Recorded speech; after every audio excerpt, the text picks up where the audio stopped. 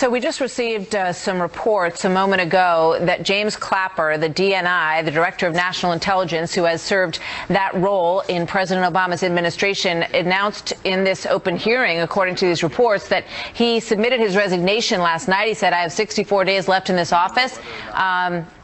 He expressed a sense of relief, perhaps, that he was ready to move on. There's no doubt that there will be lots of resignations of this nature to follow, because pretty much Donald Trump, the president-elect, will begin with a clean slate. But he has had a difficult tenure at times, the DNI, James Clapper, and he has announced this morning, according to these reports, that he is indeed moving on. So more reaction to that as we go through here. In the meanwhile, a steady stream of high-profile visitors. There are cameras that are just set up watching everybody go through Trump Tower, because it's a veritable parade of potential cabinet picks and administrators who may be part of the Trump administration. Lots of people vying for certain spots out there, and not a lot on exactly who will get them. A big day also on Capitol Hill for the vice president-elect, as Mike Pence has meetings there that are set up throughout the day with Senate and House leaders from both parties, as he begins to play what will be a very pivotal role for Mike Pence in terms of getting through legislation on tax reform, on Obamacare.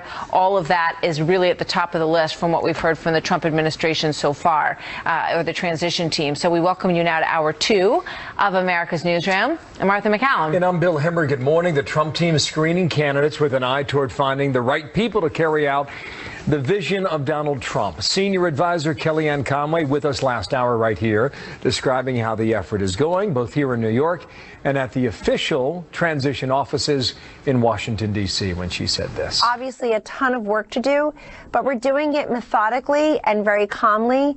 And the president-elect has slid into this role amazingly well, because he's a transactional guy. He's somebody who's used to reviewing information, getting many different inputs, getting the advice of many different counselors, and then making his decision. So if you look back at history, Presidents Reagan, Clinton, Bush 43 waiting 6 weeks before making their first cabinet picks, and President-elect Obama making a single appointment in week 3. He finished in late December of 2008. Yeah, we're just a little over a week in. So it would actually be somewhat unusual to be making too many picks at this stage of the game, even though there's a lot of discussion about what's taking so long. So Bret Baier joins us now, anchor of Special Report. Bret, good morning to you. Good to see you this morning. Martha, good morning. I want to start by getting a reaction to this news that the director of the DNI has resigned in that hearing this morning. Your thoughts? Yeah, I think expected. I think, as you said, there will be a lot of resignations that we hear about very quickly. This hearing is an opportunity basically for his swan song up on Capitol Hill. As you rightly point out, he's had a tough run in some of those hearings, saying things that he didn't mean to say and had to clean up later. But Clapper is somebody who has dedicated himself, obviously, to this job. As you look at that hearing on Capitol Hill, the chairman of that hearing in the House Intelligence Committee is Devin Nunes. He is going to be a guest on Special Report tonight, and we'll talk about, there he is right there, we'll talk about all of the issues with intelligence in the incoming Trump administration, and perhaps some of the key spots that may be coming down the pike very soon. And it's such a pivotal role. It was a role that was created after September 11th to get all of these agencies to talk to each other. And we know that there are investigations into potential Islamic terrorist attacks in almost every state in this nation. So he has a very central role, and whoever takes on that job is going to have a full plate ahead of them as well. So in terms of what we're hearing about the transition and the process, Bret, and we watch more and more people come in, Nikki Haley's name thrown into the mix late yesterday as well. What's your take from where you sit in Washington? Well, listen, this is a dangerous time just because people are throwing out names and just seeing if they stick on the wall. I mean, that's where the process is as far as reporting on it. There's very little nailing down actual decisions until they're announced. So it's the fun parlor game in Washington, but it's a little bit frustrating to get to the person. I think there are a few people, Martha, in the potential administration who have a choice. They were early in on the Trump campaign. campaign. For example, Jeff Sessions. He's named for a couple of possible positions because I think the deference is to his choice, because he was in so early with Mr. Trump on his campaign. I do think that they're going through some vetting, and it is a two-way street. Remember, it is the offer of the job, but that person has to look at the paperwork, look at all that's entailed in this job, and say, okay, I'm in. Yeah. Some people get there quicker than others. And there's also some feedback from Capitol Hill about how difficult or how easy certain people's confirmation process might be, right? Well, exactly. And, you know, you get some of these guys on Wall Street, for example, some of their background is very complicated, and it's and there are potential minefields out there.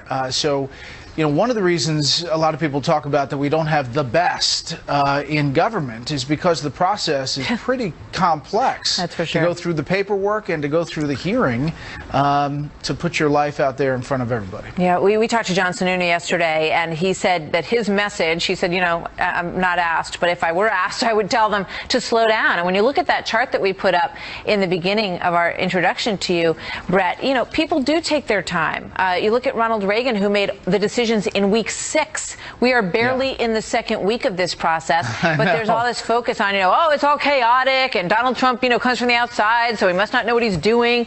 But, you know, we got that chart up again. It really shows that people do take their time. A close look at that chart. You know, I mean, look, President Obama, the first pick, nearly 3 weeks. It was in week 3.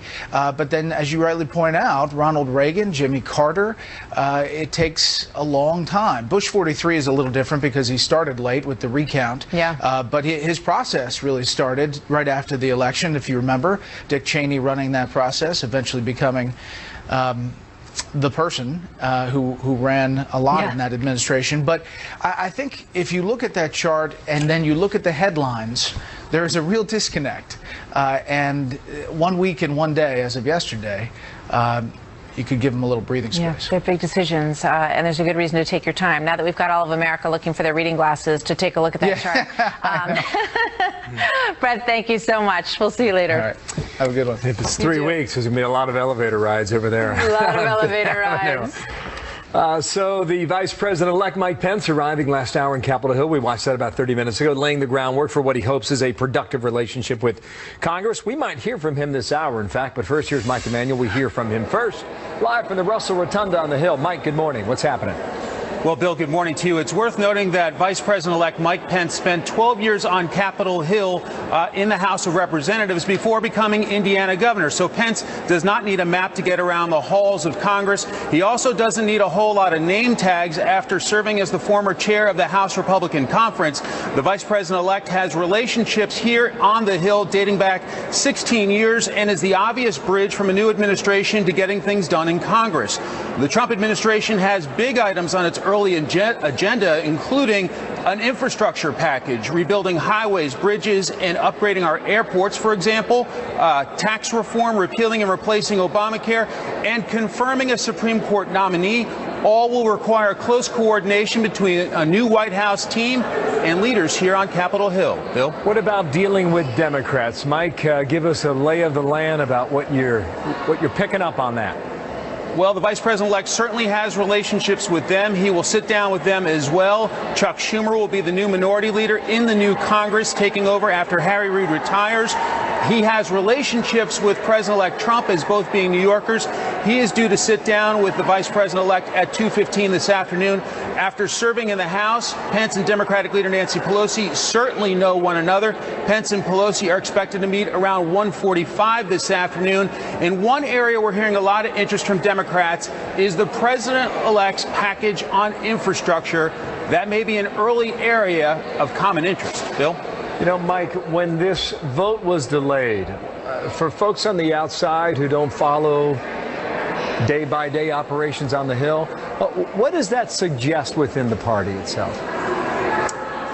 basically that they're allowing time, that there is definitely some discomfort with Nancy Pelosi as being the leader. Some saying, you know, this guard on the Democratic House side has been in power for a long time. Perhaps it's time for new leadership, a new vision, new energy. And there have been a lot of rank and file members who've been waiting their turn patiently, waiting for this old guard to move on. And so she's got 2 more weeks basically to keep a revolt down. She says she's got a lot of support. We'll see in 2 weeks. That we will. Thank you, Mike. Mike Emanuel there in the Hill. Thank you. Talk to you later, Mike. 8 minutes past. So some breaking news that we're keeping a close eye on here. Director of National Intelligence Jim Clapper is being questioned in this hearing and told them that he turned in his resignation and that it felt, quote, pretty good, he said, as he gets ready to roll on in 64 days. And the consideration is underway for who will replace him as the head of the Director of National Intelligence. It is a very important job that coordinates all the agencies, and there are many that do intelligence for our country. So we're keeping an eye on that. And speaking of the transition, is it going smoothly or is it chaotic? That is the big question as we hear of the factions that may be at work trying to sort through the many, many names that want to serve in the Trump administration. It's a big job, and they will be taking some time to get it done. But we may get some names before the show is over, so we will let you know. We'll be right back.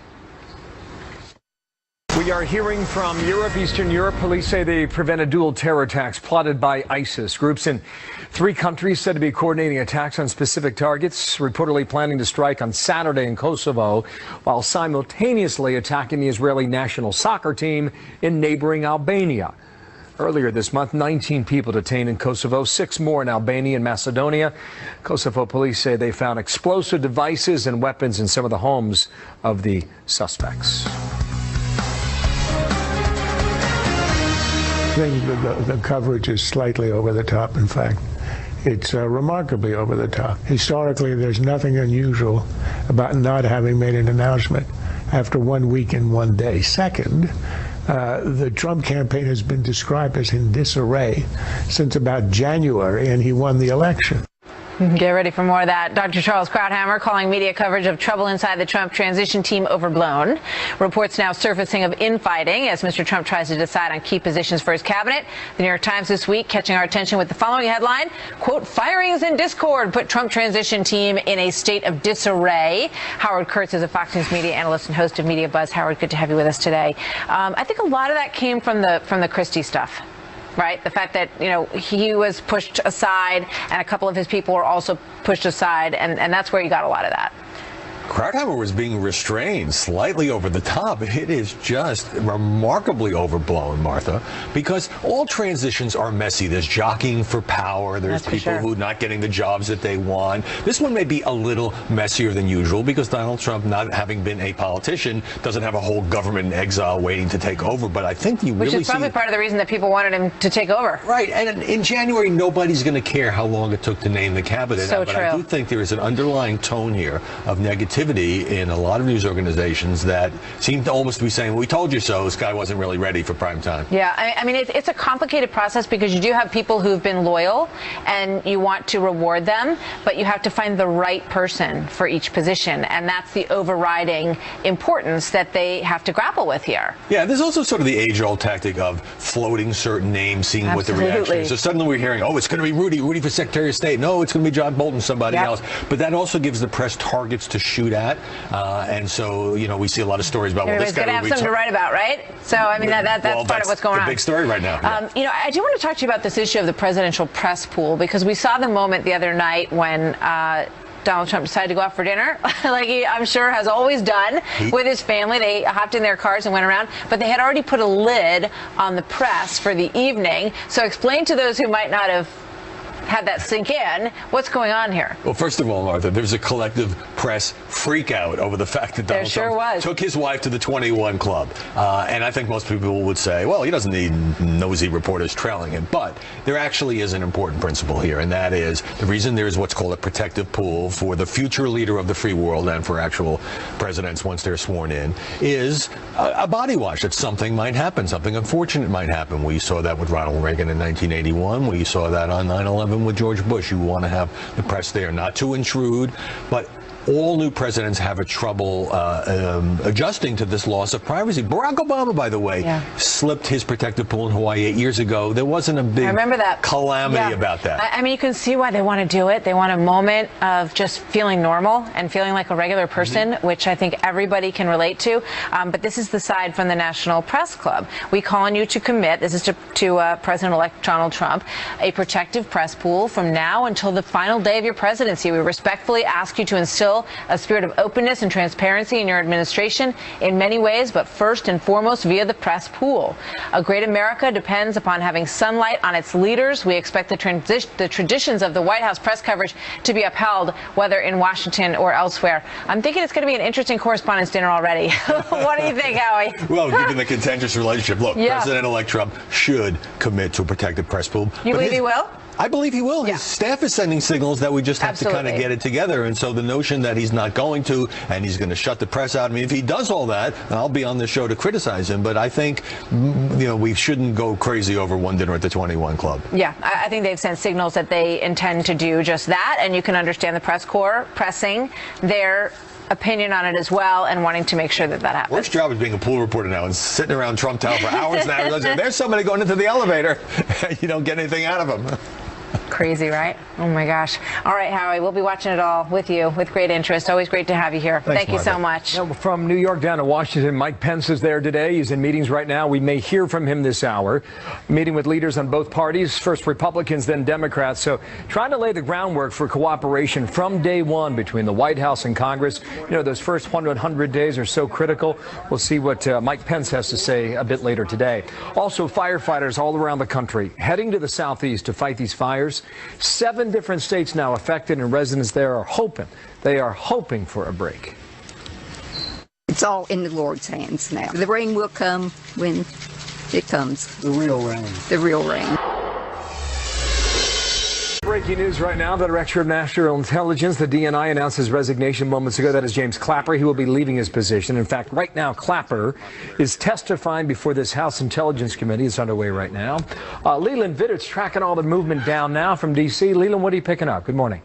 Well, good morning to you, Bill. More of a formality, really, in terms of this resignation than a surprise. We had known that Director Clapper was on his way out at the end of the administration. He'd often talked about the fact that he only had X number of days or months left in office. You see him testifying right now in what you could probably consider to be an exit interview, if you will. And the big question here is exactly how open, how forceful will the Director of National Intelligence be? Few things here. Congressional Republicans say they won't let go of the Clinton email scandal despite the election results. And on the other side, the Democrats don't want to seem to let go the Russian involvement in hacking before the U.S. election. A number of top intelligence officials, including Mr. Clapper, implicated Russian hackers possibly acting on Moscow's orders in the DNC hack and maybe the WikiLeaks emails as well. Any proof of Russian involvement could have a big impact on the Trump administration, perhaps forcing Mr. Trump, who has already talked to Vladimir Putin, to respond to such evidence. Next comes the issues of Clinton's emails themselves, something the Republicans are going to ask about. There are still a lot of questions about the server and if it was compromised by foreign intelligence services. Clapper could offer a lot of details on that, along with questions about why there wasn't a formal damage assessment done about the possibility that Clinton's emails were compromised after being improperly stored. Other topics that could come up, and it is as wide as the world when it comes to intelligence matters, but this is what we're watching for, the status of the Taliban 5, and those were the worst of the worst, who the Obama administration traded for Army deserter Bo Bergdahl. Video of his trade right there. The last possibility is questions about the Trump transition, specifically who gets access to the most sensitive of government secrets when it comes to the presidential daily brief, those kinds of things. So far, really, the only thing that's come out of this hearing thus far, Bill, is the director saying it feels pretty good to only have 64 days left as the nation's director of national intelligence, and then he can sleep in like so many other folks who are leaving the administration here in Washington. Long road. Thank you, Leland Vitter there in Washington, D.C. More headlines when we get. Thank you, Leland. I want to get you this breaking news now. Dozens of wildfires are still scorching parts of the southeast. The region is parched by extreme drought. Dry autumn leaves are now actually fueling those flames. Fires burning across 7 southern states. Thousands of firefighters from outside the region have flocked there to help the local firefighters there on the ground. Jonathan Seri is live in Clayton, Georgia, with this story for us. Good morning to you, Jonathan. Hi, Martha. Yeah, more than 5,000 firefighters and support personnel involved in this effort, many of them with extensive experience battling those massive blazes that you're used to seeing out west. But what's going on here is really an entirely different beast, and that's because of the fall leaves that normally draw tourists to the southern Appalachians this time of year, make it difficult for crews to contain the fires. Listen. We can put in a hand line and a line that's going to stop the fire, but instead of leaving that like we normally would, say in the west, because it's secured, we got to leave somebody there to patrol it because leaves are constantly coming down, and that fuel bed is now covering our line, and then there's a fuel source to get across to the other side. In addition to thousands of firefighters on the ground, 24 helicopters are scooping water from mountain lakes to pour on the flames. A cold front is expected to come in over the weekend, bringing more dry air and wind gusts of up to 50 miles an hour, and that could spread the flames even further. In many places, firefighters are expecting to remain on the job through mid-December. And because of the dry conditions, Martha, the National Park Service is imposing a ban on campfires along much of the southern Appalachian Trail. Back to you. All right, Jonathan, thank you. Another alert right now. Vice President-elect Mike Pence meeting right now with House Republicans on the Hill. In a moment, he'll also talk to the House Speaker, Paul Ryan. Then he meets with Democrats, and so we'll tell you about the movements there, what's happening in D.C. Also in a moment, a congressional selfie to end all congressional selfies. How many more people can you get in there? I mean, not many. We'll talk to one of the lawmakers in that picture. Can you find him? That's the question. That's so funny. First, though, here's Ted Cruz and the work ahead for everyone in America. We are going to, I believe, repeal Obamacare, and we are going to confirm strong conservative Supreme Court justices to protect the Constitution and Bill of Rights. And if Democrats think they can stand in the way on that, I think they're sorely mistaken. We're waiting on this. In a moment ago during the commercial break, the Vice President-elect Mike Pence, moving from meeting to meeting, was stopped by reporters because that's what we do. And so he took a few questions. Just drop in on this from a moment ago. Republican colleagues, Governor Pence. Very humbling to be back among my former colleagues. We're excited about moving the Trump agenda forward in the coming Congress, and I'm just so grateful. So grateful for the warm hospitality and all of their determination to work with our incoming administration to make America great again. You talked about health care, immigration. Do you need a room in it? What's it going to mean for the incoming Trump administration? It's just very humbling to be back in the room. I spent 12 years as a member of Congress. To be there with members I served with many men and women have been elected to Congress since then, and to see the enthusiasm for the president-elect's agenda for this country. I'm just very confident that as we move toward inauguration, bring together a great team, work in concert with leaders in the House and the Senate. We're going to move an agenda that's going to rebuild our military, revive our economy, and in a word, make America great again. Thank you, everybody. Thank you. Thank you. Thank you. Kristen, there you had Governor Mike Pence, the Vice President-elect of this. So from there, we believe he meets with the House Speaker, Paul Ryan. He'll also meet with Democrats today, and so we will track his every movement. In the meantime, Adam Kinzinger, lawmaker out of Illinois, with me now. And sir, good morning to you, and thanks for coming back here on America's Newsroom. A couple of specific things that are coming out of Trump Tower I want to ask you about them. What is the effect on a worker within the Trump administration who signs that pledge about not being a lobbyist for 5 years? How's that going to go over in Washington? Just start there. It'll be hard to tell. I mean, we just, obviously in his campaign he was talking about this, and, there are going to be some folks probably that are looking at, okay, what's my life after an administration? And, of course, naturally a lot of people that are involved in administration or politics will find themselves in lobbying or consulting. So I'm not sure if it's going to thin out the talent pool or not, but look, it's a pledge that Donald Trump made, and I think the American people are looking at it and saying that's the kind of change that we wanted. That's part of the Drain the Swamp, Make America Great Again theme. So it's like living by example. Yeah, will there be, speaking of example, will there be a ban on earmarks out of this Congress?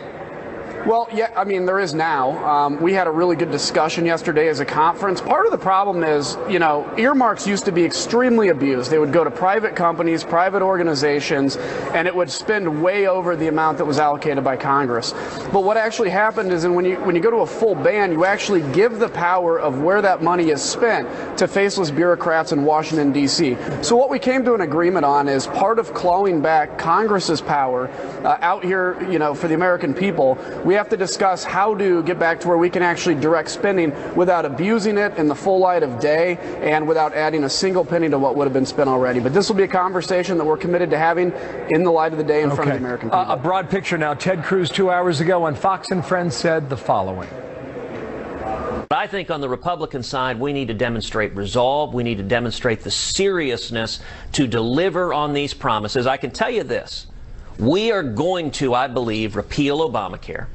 And we are going to confirm strong conservative Supreme Court justices to protect the Constitution and Bill of Rights. Well, any disagreement there?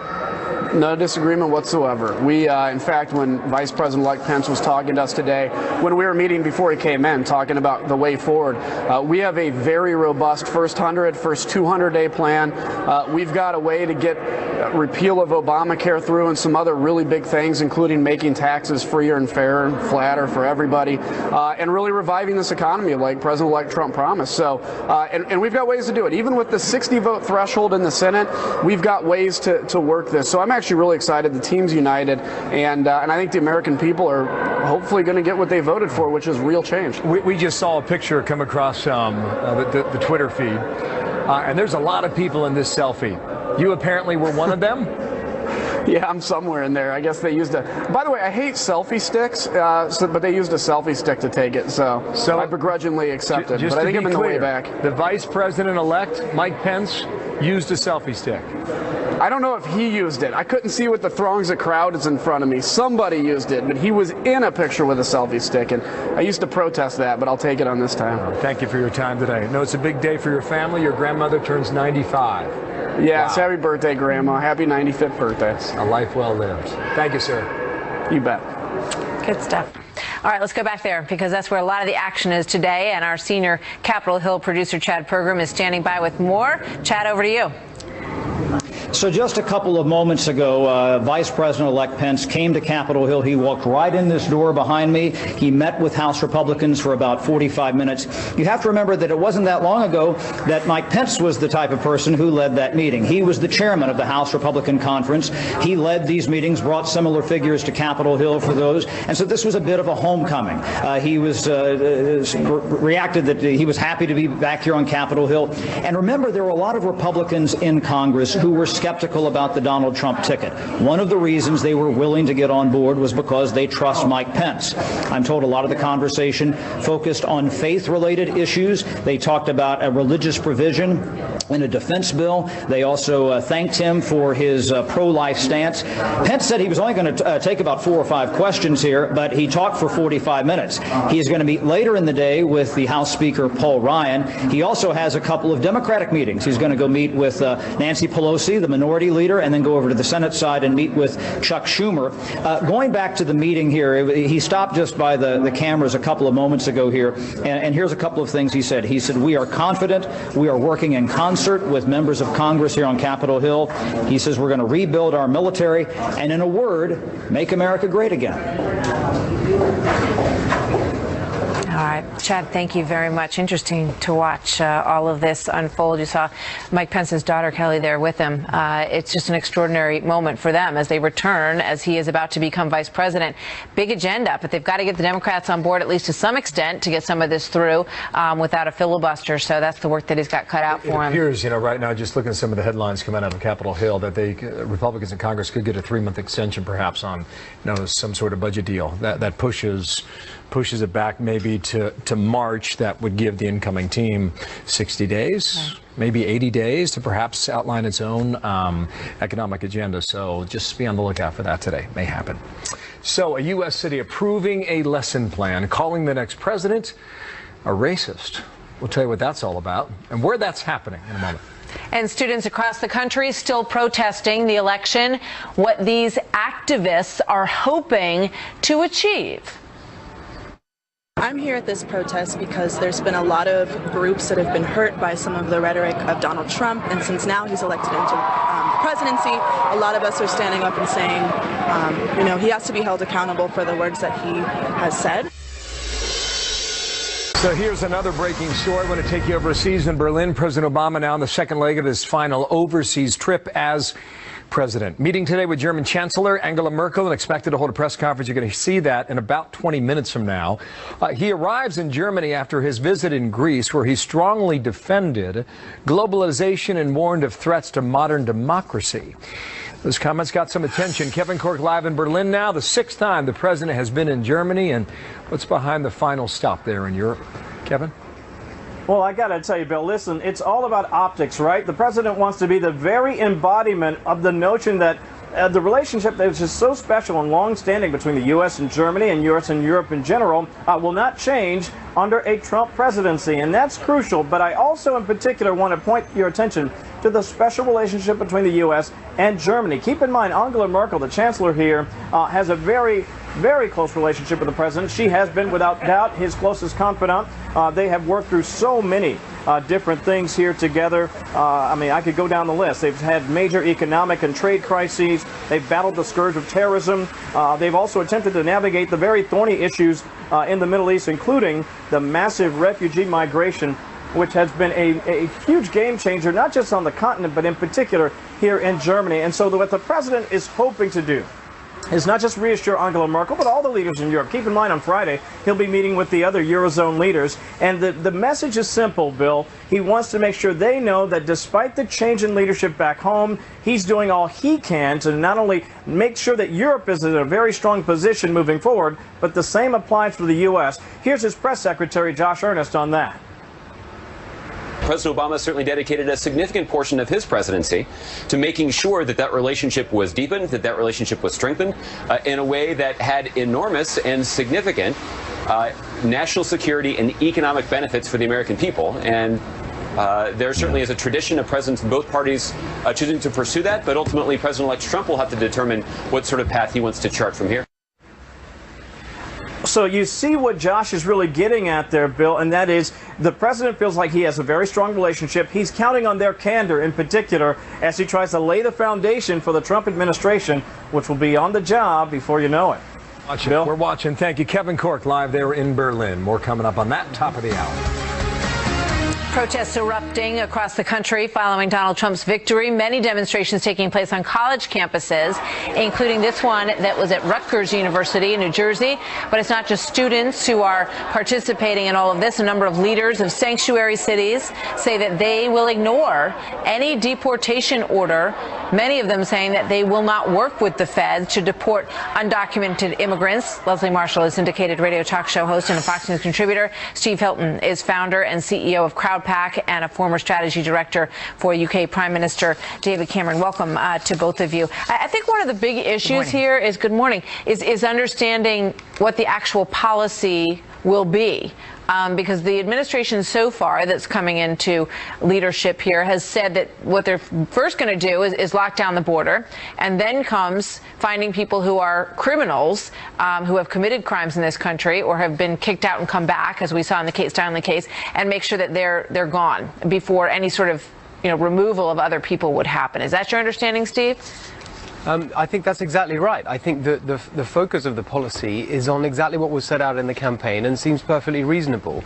And the core principles of that a country should be able to control its borders, decides who comes here, make sure that people who've broken the law aren't allowed to stay here. I don't think there's anything unreasonable about any of that. And the thing I'd really say about the mayors around the country who are saying they're going to defy anything that might happen is this. Look, I'm a real believer in local government, in decentralization. I think that in many ways our government is too centralized.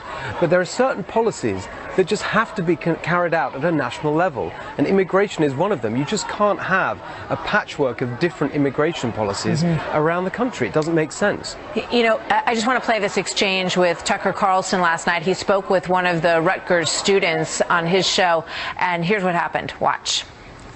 Do you think people have a right to lock their doors? Or do you think they have an obligation to let anyone in who chooses to come? Well, you're saying that the United States has no right to prevent people who want to come here from coming here. And I'm just asking you, does the same apply to us as individuals? Do you have a right to keep people out who want to share your apartment with you? I think that's not really a direct analogy. That obviously a nation state, a sovereign nation state, is very different from an individual. I was trying to make the point that, you know, every nation has to have a border. And I think when you look at it, you know, in that way, Leslie, most people accept that. Well, first of all, there's a very big difference between a border, a well-patrolled border, and a walled-off border, which it won't be. I mean, I was listening to interviews today. They're talking about 100 to 200 miles of possible additional fencing, and we know the fencing just a couple of hours south of where I'm sitting is not necessarily working. And the drug cartels have miles and miles of tunnels underground, and we saw people go over the Berlin Wall, for crying out loud. So I understand the analogy. I love Tucker, and I do lock my doors, but I do understand not just the anger, but the fear among these students. I live in a city where we have, and I live in a state where we have the largest Latino population, the largest undocumented population, the largest Muslim population, and a lot of these kids are not just exercising their First Amendment right, but they're fearful of what the future holds based on some of the rhetoric and some of the policies they fear are coming in the next 4 years. Do you think they're reasonable to assume that they're going to be kicked out of their homes? Here in Southern California, we have to remember in some of the Latino community, there are mixes of undocumented and legalized born here citizens at one family table on a nightly basis.